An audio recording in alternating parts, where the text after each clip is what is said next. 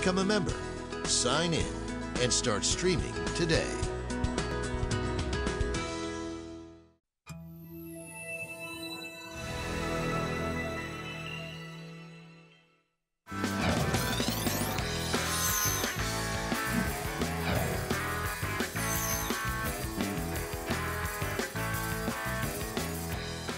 Hi, everybody. Welcome to the November 22nd, 2019 edition of Colorado Inside Out. I'm your host, Dominic Dezzutti. Thank you very much for joining us. Let's get a quick take on the 22 states joining Colorado's Faithless electors request to the U.S. Supreme Court. The request will ask if the votes from presidential electors are bound by state laws. Patty Cahoon from Westward, 22 states in addition to Colorado. It's not yet a majority, but that seems like a pretty big deal. Do you think the odds are high that the Supreme Court will at least answer the request? Well, someone better answer this request. We have to know the electors, do they vote for popular vote? Do they vote for what the state actually went for? Do they vote their own conscience? We need the Supreme Court to at least weigh in on this before we launch into the big debate on why we even have an electoral college. Eric Sonderman, political analyst, also a Weekly Now columnist with Colorado Politics. Electoral college drama has been all the rage since about 2000, so it makes sense that it would be now something going to the Supreme Court. But it's not really going to settle things, because if they just say, well, yeah, it's going to be bound by state laws, the states can still kind of make up whatever they want. Is this far from over in your mind? Oh, it's far from over. I mean, in Colorado specifically, we're heading to a ballot initiative next year at the same time as a hotly contested presidential race, a ballot initiative on whether to repeal the step the legislature took this past session to be part of this compact, which is sort of a workaround for actually doing a constitutional amendment to get rid of the Electoral College. The tradition has been, I mean, the original purpose of the Electoral College was for electors to be free agents and to use their judgment. The tradition has been, no, electors reflect the will of their state, and if somebody wins that state by 1 vote or 100,000 or 1,000,000 votes, you still vote for the victor of the state. That has been the purpose. This faithless elector case will test whether that remains the case or not. If you're going to defend the Electoral College, I happen to think it still has merit, you have to have faithful electors, otherwise it becomes very hard to defend. Natasha Gardner, articles editor with 5280. The whole, I think, title is beautiful. Faithless electors immediately kind of grabs you. It's representative of the drama of 2019 and probably just a precursor to 2020. When you see something like this, do you think we're going to see more clarification, or is it only going to get muddier? I think we should see more clarification. Whether or not it comes, it would be the bigger question. I mean, this is sort of the question that the Supreme Court is designed around. This is exactly the type of clarification that they're supposed to provide when there's disagreement between the lower courts. And I think there's some concern that this faithless electors, this catchy phrase, is catching, that this might be, you know, more catching than, say, a norovirus in a Colorado high school. And if that's the case, then the Supreme Court really does have to weigh in. And Natasha for the win, slipping a norovirus in a humorous way. Well done, Natasha, well done. Rounding out the panel, Marie Aberger from Be Clear, great to have you back. Marie, it sounds like a population in the United States who were already starting to learn much more about the Electoral College are about to learn even more as we get into this decision from SCOTUS. What do you think? I think that's totally right. We're about to learn more, and the more we do, the more we're going to realize it makes no sense right now. The Electoral College takes a long time to explain. A popular vote says whoever gets the most votes wins the presidency. That's a democracy. That makes sense, and I think we're going to see more of a push to get rid of the Electoral College the more people understand how much it doesn't really make sense anymore. More drama bound for 2020. Craig Silverman and radio station 710 KNUS were involved in a disagreement that made national headlines this week. Initially, the story was Silverman was pulled from his Saturday talk show due to his comments against President Trump. Later, after more comments from KNUS, the story revolved around Silverman appearing on other radio shows and perhaps even a new radio gig with former co-host Dan Caplis. Patty, what in the wide world of sports is going on here? Well, I will say I noticed that no one ever said he was let go because he's been on this show. So that was interesting. We're the only ones pure on that, although Peter Boyles, who former host here, talked a lot about it this week, mentioned you in kind words. The interesting thing is 6 days later, we don't know a whole lot more specifically, even though there has been endless talk, not just on every radio show in this town, or for sure, Peter Boyles, and the others allude to it, nationally on CNN, in the New York Times. This has gone widespread. There's been some retracting. We know for a fact that Silverman was pulled off his show mid-show, which no matter what he'd been saying or whatever reason, that's a boneheaded move by the management of the station. Let him finish his show, and then we don't get pulled off this show if we misbehave. We just don't get invited back. So they could have done that. Silverman immediately sent out a tweet that kind of implied that it might have been because he was talking about anti-Trump, not the station's position, but it was more that his tweet was kind of taken out of context. That's what CNN went on, that's what other people went on. The Denver Post had to retract its headline. So all we're left knowing at this point is that we will probably not be hearing Silverman on KNUS tomorrow, but I'm sure we'll be hearing him soon on another station somewhere. And the irony of Peter Boyles defending the honor of talk radio, and just like as though it was a sacred day in church, was really one of the most delightful moments in radio history. Delightful indeed. Eric, as Patty said, we've got a lot of friends here. Craig is a longtime panelist on the show. Peter hosted for 14 years. Stephen Tubbs hosted Studio 12 for us for several years. They're all good friends of the station, but it was a lot of dirty laundry coming out this last week, and I'm not sure if they're done rolling it out. What did you make of the situation? Oh, a few quick thoughts. Number one, when Craig's on the show, he usually sits in this chair that I've been relegated to today. And I am a little worried, contrary to Patty's statement, you know, am I going to be excused mid-show here today in Craig's honor? A few thoughts. Number one, Craig, whatever the particulars, whatever went down, whatever the precipitating factor, Craig has been no shrinking violet in the hours and days since then. He has taken full advantage of this in very Craig-like form to elevate his awareness both locally and nationally. I think it speaks to what talk radio has become these days, which is so much of an echo chamber. And KNUS, it's not a huge audience, but man, it is an intensely loyal audience, and it's a station built around Trump worship. And by all accounts, they would broach no deviation from that orthodoxy, from that dogma. We have there's another person who frequently sits around this table, which is Krista Kafer. And Krista is a very conservative, former talk show host on KNUS, very conservative ideological person who has very little use for this current president. And her future on talk radio was ended early by KNUS. No, it was not done in the middle of a show, but nonetheless, she was excused from any hosting duties because they could not countenance the notion that somebody would be less than a full Trump cheerleader. Natasha, it seems to me that above the back and forth and who said what on the show, it speaks to how media companies are being looked at. And being at 5280, I've got to believe there's been at least some discussion at some point in your career of if the magazine stands for this or stands for that, is this part of our voice? Does anyone need to be brought back in line, kind of thing? Maybe not around any particular president, but is this going to put I guess, more focus on what media companies are doing, how media stands for certain things, and if they are a particular flavor or not?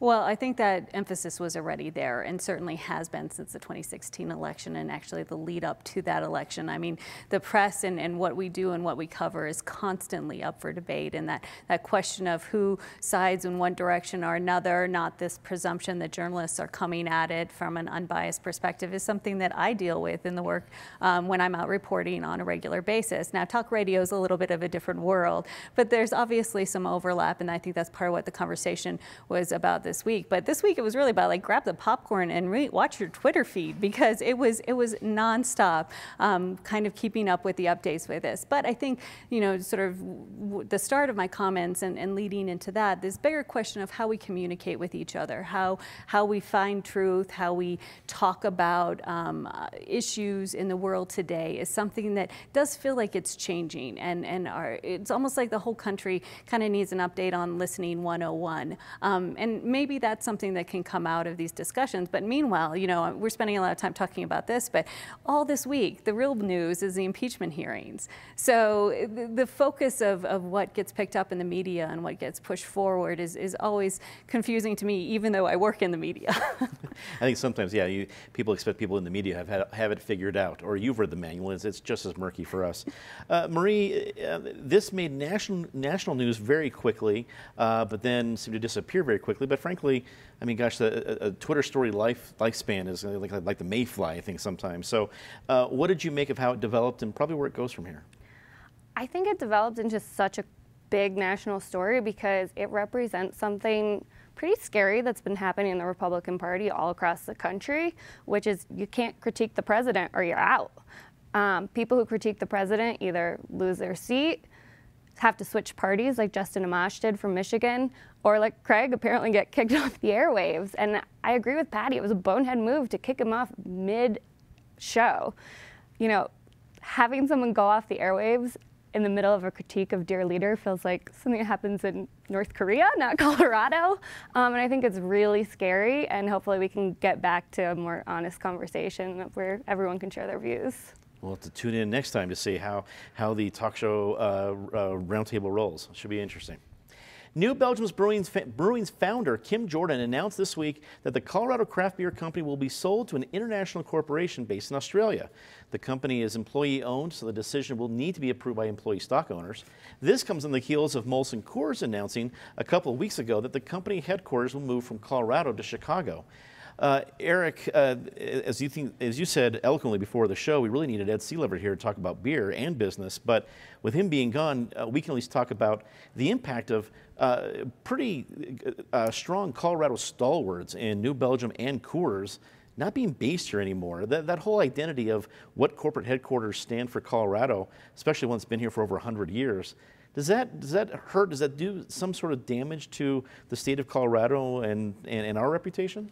I don't know. I think the state will survive, and the state will recover here. Yeah, if Ed Seelever would be the best person possible to discuss this, I might be the worst person possible because I can't pretend that I really follow the beer industry or the craft brew industry. That said, I think it is symptomatic that as enterprises grow, in the case of New Belgium, consolidation happens, acquisitions happen. This one was by an Australian company, so you'll now have your New Belgium around the Barbie, I guess, or something like that. Colorado has historically been identified, John Hickenlooper was a small part of it, but New Belgium was a bigger part of it, as the birthplace of lots of craft brew and as one of the epicenters of the craft brew industry.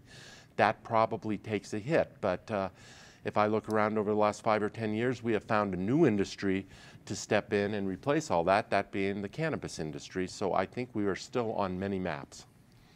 Natasha, in some ways, it kind of felt to me that I could hear the Empire Strikes Back theme could roll into my head because it was really an empire coming back. And we had New Belgium where the employee-owned and solar-powered, and our major beer is a fat tire and it's a bike. It's just everything was really independent. And now they're bought by some unknown subsidiary in Australia and Japan.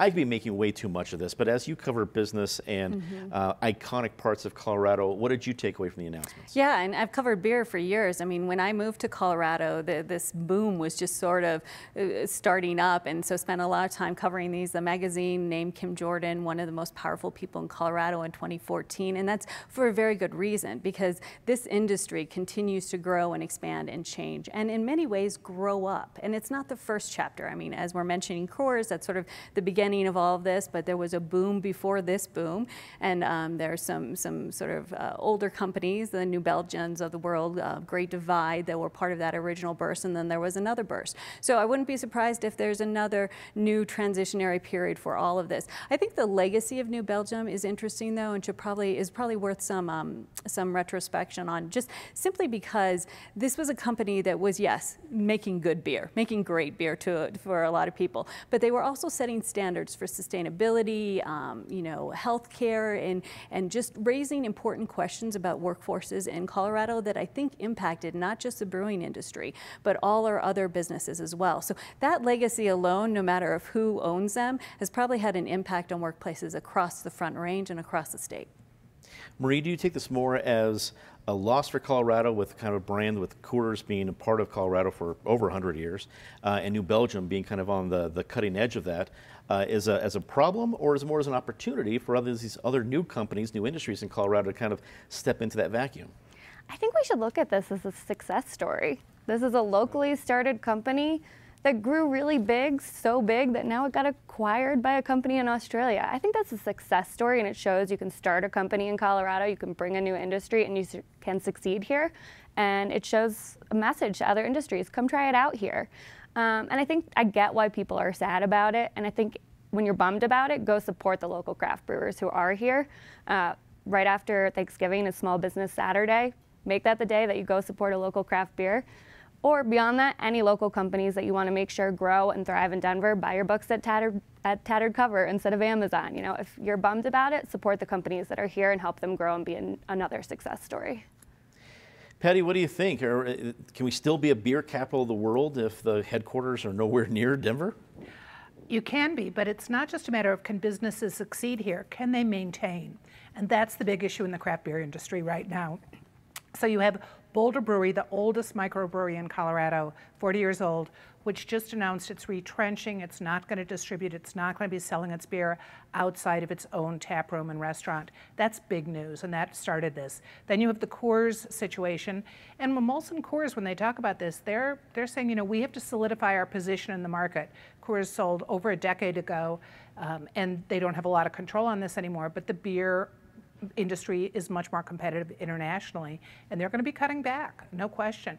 On New Belgium, this is kind of a mixed thing because Jordan and the other co-founders did allow the employees to buy it out. 300 of the employees are going to be getting at least $100,000 if they approve this deal. But they sold to Kirin. I mean, this is not just Australia. It's a Japanese company, a subsidiary of it. And in her statement, she said, this was easier in some ways than figuring out how to go on from here. The business is really retrenching on the big international level, but also on the smaller craft beer level. The Denver Post reported this week that the attorney representing former Governor John Hickenlooper in his ongoing ethics investigation is getting paid through a federal fund allocated to Colorado to help with costs related to 9/11. Natasha, this is my favorite part of my job here at this table is that I get to count on much smarter people than I to come up with what the heck is going on here. I didn't even know how to begin trying to trace this down, so I'm counting on you just to give us a little illumination of how does this even happen? Well, I will do my best, but this was certainly something as I was reading the Denver Post reporting on this, which is great, where you sort of sit down with a notepad and a pencil and start looking through all the details on this one. In this case, I'm very sure that the Hickenlooper doesn't want to be talking about this week. In fact, avoided some questions related to it. I mean, he's running for a Senate role right now. He wants to be focusing on Cory Gardner and his other opponents and for the Democratic primary, and instead he's answering questions about jets to Italy and Texas and Connecticut. But this has been part of an ongoing conversation. So these are flights that happened while he was governor. The concern is that whether it was a gift or not, there's been reports and they've been slowly rolling out, and we're getting more and more information.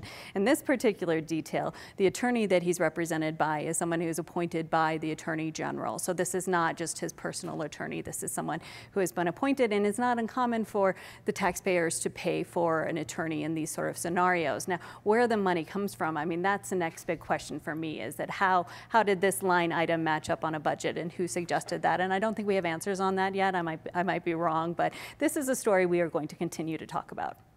Maria, I look at this in the bigger picture of 2020, and you have John Hickenlooper, who is, I think, supposed to be the nominee to run against Cory Gardner. Cory Gardner seems to be very vulnerable. The Democrats want to take that seat.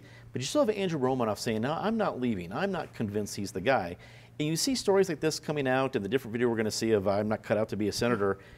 Andrew Romanoff might have a point, and it seems to me it's going to be a pretty bruising primary. When you see something like this, do you think that is a concern? I think we're going to be able to move on from it, but I think right now it's a really bad, really unfortunate headline over something I don't think there's really a scandal behind it. But the fact of the matter is, like you said, like Natasha said, you have to sit down with a notebook to really try and understand it. All you have to see is one headline to be like, that sounds really bad. And when you have a situation where the headline's so easy and the explanation of, oh no, public, people in public service often get state government funded tax lawyers, like he didn't know. I'm sure he didn't know where the lawyer's payment was coming from. But all you need to see is the headline. Most people aren't going to sit down with the notebook and get to the bottom of it. And so that's a tough situation. I think if Hickenlooper wants to move forward in this campaign, he needs to distinguish himself by Cory Gardner by making sure whenever he's out in public, he stops and answers reporters' questions. I think the more honest, transparent, available to press he seems about this, the quicker he'll be able to move forward and, distinguish himself from Senator Gardner, who typically doesn't stop and talk to press. Patty, we've seen John Hickenlooper recover from a lot of different hiccups. It's actually part of his brand at this point. But as Marie said, this was a terrible headline. What do you make of this? Where does John Hickenlooper go from here? Well, remember, elected officials will often be represented by lawyers who are paid for by the government. Think about Michael Hancock with all the stuff that was going on. And in this case, what we have to remember is that this was a Republican attorney general who hired Mark Gruskin, who, if you've got an electoral problem, the Supreme Court should be hiring him to deal with the faithless electorate. So the real question here, it's not that Hickenlooper was provided an expensive attorney, because that's probably who anybody would have been given if they were being subsidized by the state. The question is, who paid the bill from that one account? And no one's figured that out yet. Eric, what do you think? I mean, again, we're I guess now less than a year out from the election, assuming John Hickenlooper becomes the nominee. But again, it's a terrible headline. Are we in an age right now where the headlines just fade from memory, or does Hick have to do something about this? No, I think I agree with a lot of what's been said, particularly at Patty's point. It is a hiccup. It's a loud and big hiccup, but at the end of the day, it's only a hiccup, and this election is still a year away. Obviously, the caucuses and primary is well before that. Disclosure, Mark Gruskin, the attorney in question here that Patty mentioned, is probably my longest term friend. We grew up together in Colorado Springs a zillion years ago. He's my son's godparent, etc. Mark is the dean of election attorneys in the state of Colorado, particularly on the Democratic side. He is who you would go to in this case. I haven't talked to him about this, but I can guarantee he didn't know the source of where this money was coming from. He sends an invoice and someone pays the bills. It is a questionable source, and this is a fund that was awarded to the states after 9/11. Last I looked, 9/11 was 18 years ago. If these are the purposes of that fund, you have to wonder why that fund even still exists, if this is what it is being used for. With all respect to my friend Mark, I'm not sure this is what was meant by economic stimulus in the aftermath of 9/11. Indeed. Well, it is time for our very favorite part of the show, Disgrace of the Week. As always, Ms. Calhoun, please start us off. I'm sure most people in Colorado have read Stephen King's The Stand, and you might recall that people are doing a lot of what they're doing on the Western Slope right now, thanks to the norovirus. They're puking all over the world. Good people go to Boulder, bad people go to Las Vegas. What's happening right now on the Western Slope makes you think maybe The Stand is coming back to life again, although I'm not sure the good people are going to go to Boulder this time. But good luck to all of those kids, and have a really happy Thanksgiving out there on the Western Slope. Hear, hear. Eric. How about the Denver councilwoman from the good area of town that we're sitting in right now, north central Denver, 5 Points, etc. Candy Cidabacca is sort of demonstrating recently she wants to be much more provocateur than responsible council person. A week ago, she texts or tweets that gentrification is basically tantamount to ethnic cleansing. Gentrification is a serious problem, but let's not equate it to the Holocaust and Bosnia and Rwanda and a lot of other places. Then she picks this fight as a former Daniels scholar with the Daniels Fund, which has the temerity to actually use the money as the funder, Bill Daniels, the benefactor, Bill Daniels, intended and explicitly outlined. Time for a reassessment on the part of Ms. Cidabacca. Natasha. This is an old disgrace and just truly a tragedy. After the 2017 gas pipeline explosion, which killed 2 people, we finally have some new regulations that are going to allow for some more transparency on where these pipelines are. So old disgrace and tragedy, thankfully something's coming out of it. Shocking it took 2 years. You're right. Marie. I got to go national here and just do the Republican treatment of some of our lifelong public servants who have been in the impeachment hearings this week. I had the privilege of working for President Obama for a number of years, traveling to so many foreign countries with him. And these foreign service officers, these lifelong diplomats, they give up so much for these jobs. They work in really tough places, they move their families around, and they're the reason we could have successful trips everywhere. And so I just don't like seeing anything attacking them, forcing people to go after them on Twitter. These people really give their entire career to our country, and I want to see a little more respect for them. Time to say something nice. Patty. In advance of Thanksgiving, Colorado may be suffering from high rents, horrible roads, but still, it's hard to imagine a better place to live, aside from some of those things, a place where new people can come, start businesses, have great ideas, where in general the conversation is very, unless you're on talk radio, is very civil. And especially those people who watch this show and always come up to us and talk about how much they appreciate it. We appreciate talking about this state too and how much we love it and how much we can criticize it. But thanks to everyone who watches Channel 12. I could not second that any more vociferously, Patty. Well said. Eric. I'm going to do the flip side of where Marie just was. I mean, the diplomats of the U.S. who we've seen in action in front of the House committee over the past week or two, Marie Yovanovitch, I think her name is actually Masha Yovanovitch, is what she goes by, was an incredibly impressive individual. Fiona Hill yesterday and others as well. It makes you proud that these kinds of people are representing us. And then to Donald Trump on the flip side of this, who just this morning is threatening to veto a bill expressing support for the dissidents in Hong Kong. It shows you why we need diplomacy more than ever. Natasha.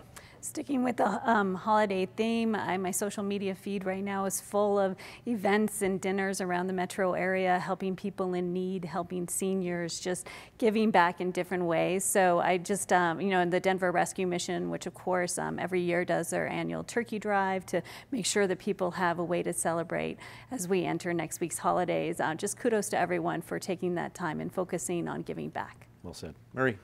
Last night, I went to a show called the Improvised Shakespeare Company at DCPA. It was a ball. I never thought I would laugh until I cried watching Shakespeare, but they basically take an audience suggestion, make up an entire show. It's here through March. Highly suggest if you have family in town next week and you don't know what to do to check it out. Perfect. Well, I want to say something nice too. We have a few visitors back in the control room. My parents, Marianne and John, were able to join us. So it's great to have you back there, Mom and Dad. Thanks for actually making this possible. They thought I'd just be talking to just talking to random strangers when I grew up, and actually get to talk on TV. So thank you. And before we go, we have a few more announcements. One, Colorado Inside Out continues its Thanksgiving tradition next Friday with a CIO Time Machine Marathon from 8 p.m. to 10 p.m. You'll see our trips back to 1923, 1968, 1917, my personal favorite, 1876.